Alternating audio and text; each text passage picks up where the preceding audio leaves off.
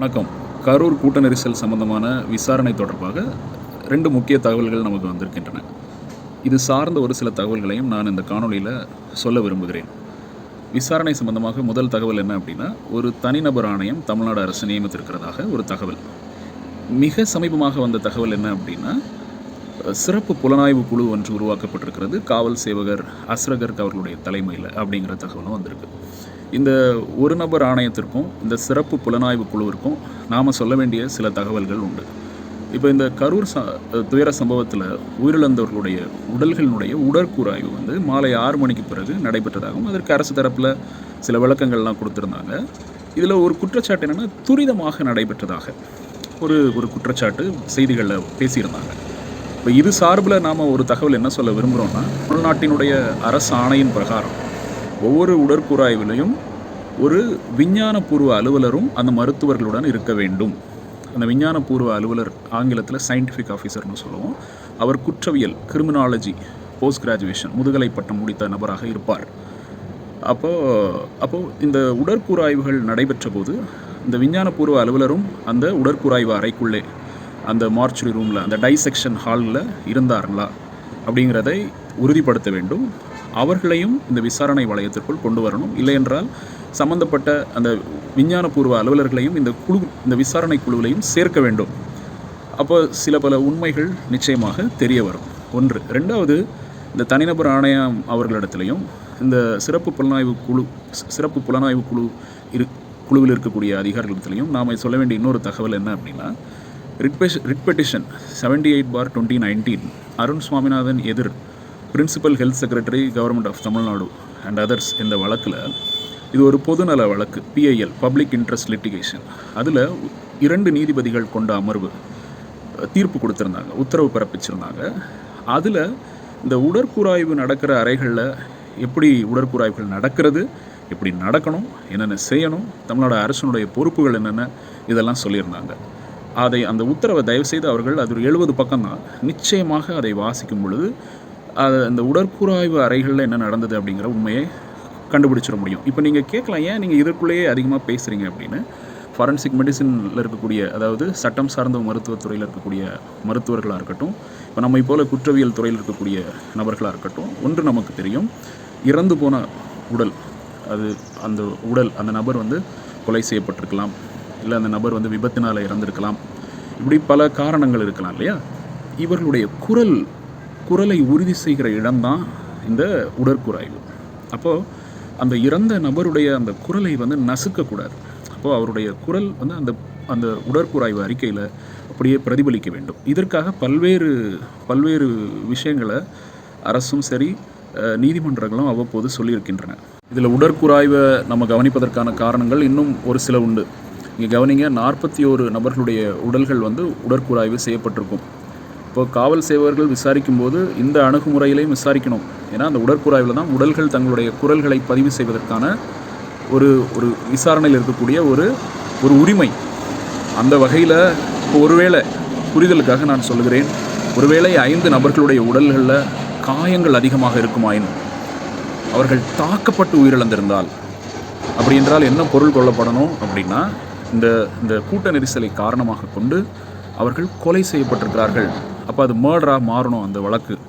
அந்த குறிப்பிட்ட நபர்களை பொறுத்த மட்டும் இவைகள் அனைத்தும் ஒரு உடற்கூறாய்வில் தான் தெரிய வரும். அதற்கு ஒரு உடற்கூறாய்வு என்பது சென்னை உயர்நீதிமன்றத்தினுடைய அந்த பொதுநல வழக்கின் தீர்ப்பு 78/2019 அருண் சுவாமிநாதன் எதிர் principal health secretary and others என்ற வழக்கின்படி அந்த உடற்கூறாய்வுகள் நடைபெற வேண்டும். ஆகையினால் தான் நாம் அதை பேசுகிறோம். மேலும் ரெண்டாவதாக நான் இன்னொன்று என்ன சொல்ல விரும்புகிறேன் என்று சொன்னால், நாம் அறிந்திருக்கிறபடி இந்த கூட்ட நெரிசல் நடைபெற்றது காவல் பாதுகாப்பு அல்லது காவல் கட்டுப்பாட்டின் கீழே கொண்டு வரணும் என்று நினைத்தால் கொண்டு வரலாம். அதாவது போலீஸ் கஸ்டடி, அது கட்டுப்பாடு, அல்லது காவல் பாதுகாப்பு, போலீஸ் ப்ரொடெக்ஷனில் நடந்த சம்பவம். அப்படி இருக்கும்போது அந்த தேசிய மனித உரிமை ஆணையத்தினுடைய அந்த விதிமுறைகளை இவர்கள் இதற்கு பொருத்தி உடற்கூறாய்வுகள் அனைத்தையுமே காணொளி மூலமாக நிச்சயமாக பதிவு செய்திருக்க வேண்டும் என்று நான் கருதுகிறேன். ஆகையினால் சம்பந்தப்பட்ட ஒரு நபர் ஆணையம், சிறப்பு புலனாய்வு குழு நாம் எழுப்பியிருக்கிற இந்த கேள்விகளுக்கான பதில்களையும் இவைகளெல்லாம் உண்மை கண்டறியக்கூடிய விஷயங்கள் தங்களுடைய அறிக்கைகளில் இந்த தகவலை முறையாக ஒழுங்காக நேர்த்தியாக விசாரித்து அந்த தகவல்களையும் தர வேண்டும் என்று சொல்லி இந்த காணொலியிலே வலியுறுத்துகிறேன். இப்போது நம்ம அந்த ரிட் பெட்டிஷன் 78/2019 இந்த உடற்கூறாய்வு அறிக்கைகளை வீடியோ ரெக்கார்டிங், அதாவது வீடியோகிராஃபி பண்ணணும், காணொலி மூலமாக பதிவு செய்யணும் அப்படின்னும் சொல்லியிருக்காங்க. குடும்பத்தினரோ நண்பர்களோ கேட்கின்ற பொழுதே இதையெல்லாம் அந்த குடும்பத்தினரிடம் காவல் சேவகர்கள் கேட்டார்களா அப்படிங்கிறதெல்லாம் நம்ம உறுதி பண்ண வேண்டிய தேவை இருக்கிறது. மேலும் அஸ்ரகர் போன்ற காவல் சேவகர்களுக்கு நன்றாக தெரியும், காவல் கட்டுப்பாட்டில் உயிரிழக்கும் போது தேசிய மனித உரிமை ஆணையம் பல்வேறு விதிமுறைகளை காவல் சேவர்களிடத்திற்கும் மாநில அரசுக்கும் கொடுத்திருக்கின்றன. காவல் கட்டுப்பாட்டில் உயிரிழக்கிற நபர்களுக்கு நிச்சயமாக அந்த உடற்கூறாய்வின் போது போஸ்ட்மார்ட்டம் வீடியோகிராஃபி பண்ணியே ஆகணும். அதற்குன்னு சில விதிமுறைகள், ஸ்டாண்டர்ட்ஸ் இருக்குது, ஒழுங்குமுறைகள் இருக்குது.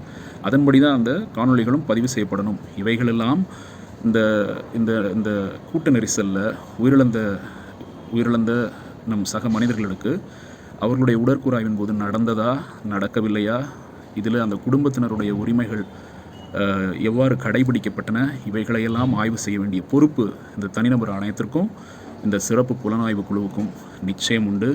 அந்த வகையில் விஞ்ஞானபூர்வ அலுவலர்களை தங்களுடைய விசாரணை வளையத்திற்குள்ளோ இல்லையென்றால் தங்களுடைய விசாரணை குழுவிலோ சேர்த்து கொள்வது, அவர்கள் மூலமாக அங்கு நடைபெறும் உண்மைகளை கண்டறிவது அவசியமாகிறது.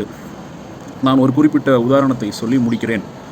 ஒரு குறிப்பிட்ட வழக்கில் தமிழ்நாட்டில் ஒரு மருத்துவர் உடற்கூறாய்வு அறிக்கையை அவர் உடற்கூறாய்வு பண்ணாமலே அந்த அறிக்கையை கொடுத்து விடுகிறார்.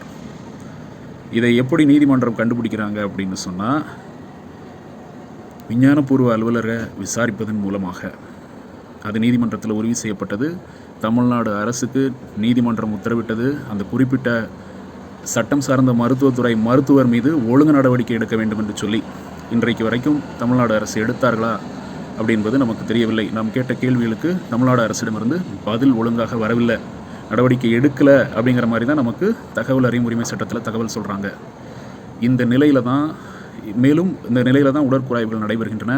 மேலும் ரிட் பெட்டிஷன் 78/2019 அந்த PIL பொதுநல வழக்கின் தீர்ப்பில் சென்னை உயர்நீதிமன்றம் சொல்கிறாங்க, ஒரு 15 நாட்கள் ஒரு ஆய்வு செய்கிறாங்க. அதாவது ஏப்ரல் 1, 2019 முதல் ஏப்ரல் 15, 2019 வரை ஒரு 15 நாட்கள் ஆய்வு செய்கிறாங்க. மதுரை ராஜாஜி மெடிக்கல் காலேஜ் ஹாஸ்பிட்டலில் மருத்துவமனையில் 178 உடற்கூறாய்வுகள் நடந்திருக்கிறது. அதில் 57 அறிக்கைகளை பரிசோதித்த போது, அதில் எல்லா அறிக்கைகளையும் பரிசோதிக்கிறாங்க. அதில் ஒரு 57 அறிக்கைகளில் உள்ள அந்த ஃபைண்டிங்ஸ் கட் காப்பி பேஸ்ட் மெத்தடில் எழுதப்பட்டிருந்ததை நீதிமன்றம் உறுதி செய்திருக்கிறது. இதை நான் ஏதோ பேசவில்லை, நானாக பேசலை, நீதிமன்ற தீர்ப்பில் இருக்கக்கூடிய வரிகளை நான் சொன்னேன் என்றால் மிகவும் ஆச்சரியமாக இருக்கும். It is obviously clear that 57 out of 178 postmortem certificates are made by cut copy paste method. அங்கமச்ச அடையாளங்களை கூட நகலடித்து கட் காப்பி பேஸ்ட் மெத்தடில் ரிப்போர்ட் எழுதியிருக்கிறதாக தகவல். ஆகையினால் இந்த சிறப்பு புலனாய்வு குழுவாக இருக்கட்டும், இந்த தனிநபர் ஆணையமாக இருக்கட்டும், தங்களுடைய விசாரணை பொறுப்புகளில் குறிப்பாக நான் கூறியிருக்கிற அம்சங்களில் விசாரிக்க வேண்டியது அத்தியாவசியமாகிறது என்று சொல்லி இந்த காணொலியை நிறைவு செய்கிறேன். இதில் நான் என்னென்ன ஆவணங்களை குறிப்பிட்டிருக்கிறேனோ அந்த ஆவணங்களுடைய நகல்களை இந்த காணொலியினுடைய விளக்கத்தில் கீழே டிஸ்கிரிப்ஷனில் இணைய முகவரியாக லிங்காக தருகிறேன். நன்றி, வணக்கம்.